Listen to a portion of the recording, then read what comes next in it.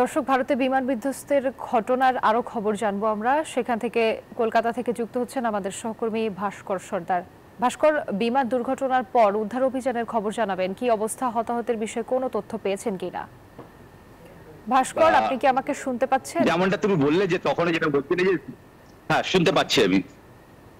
242 জন যাত্রীর কথা যেটা বলা হচ্ছিল, সেটা 242 জন যাত্রীর মধ্যে কিন্তু 10 জন এখানে বিমান সেবিকা অর্থাৎ ক্রু ছিলেন এবং এর সঙ্গে 2 জন পাইলট, এবং সব মিলে যাত্রী সংখ্যা কিন্তু 230 জন, এবং এর মধ্যে শিশুও আছে।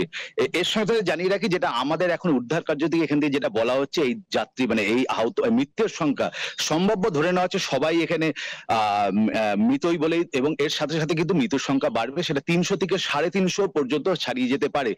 যেমনটা জানো যে গুজরাটের যে আহমেদাবাদ, সেখান থেকে 1:35 নাগাদ এই বিমানটি টেক আপ করে, এবং টেক আপের কয়েক মিনিটের মধ্যেই কিন্তু একটি গুজরাটের যে আহমেদাবাদের যে ঘনবসতি এলাকা, সেইখানে কিন্তু বিমানটি বিশাল বিস্ফোরণে সেটি ক্র্যাশ করে।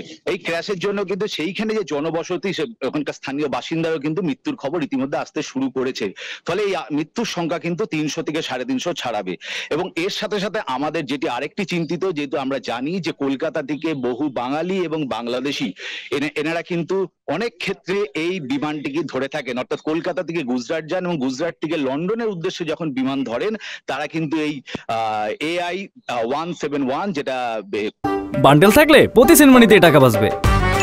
বিকাশ সেনমানি বান্ডেল কিনে জিতুন প্রতি লেনদেনে।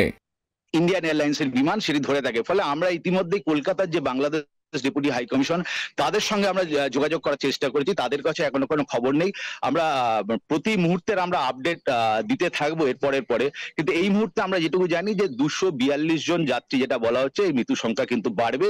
এবং যেহেতু বিমানটি প্রায় 5.5 ঘন্টার জার্নি ছিল, অর্থাৎ আহমেদাবাদ থেকে লন্ডন বার্মিংহাম, এই 5.5 ঘন্টার জন্য প্রচুর পরিমাণে তার যে জ্বালানি তোলা হয়েছিল, সেই কারণেই কিন্তু এই বিস্ফোরণ ভয়ঙ্কর ভাবে হয়েছে। এবং যেহেতু উদ্ধার কার্য চলছে, উদ্ধার কার্যের সাথে সাথে কিন্তু যে ওখানে বিমানে যে ব্ল্যাক বক্স বলে একটি যন্ত্র থাকে, যেখান থেকে বোঝা যায় যে বিমানে কোথায় ত্রুটি হয়েছে, সেটি এখনো উদ্ধার হয়নি।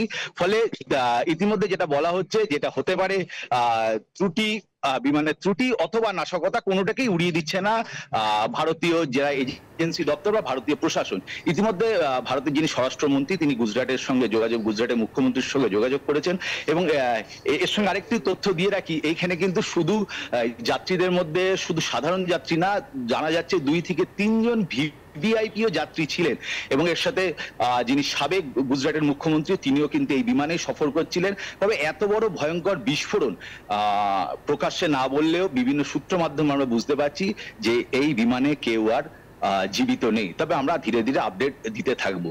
সর্বশেষ তথ্য আমার কাছে ভারত থেকে এটাই থাকছে। ভাস্কর, আপনাকে ধন্যবাদ।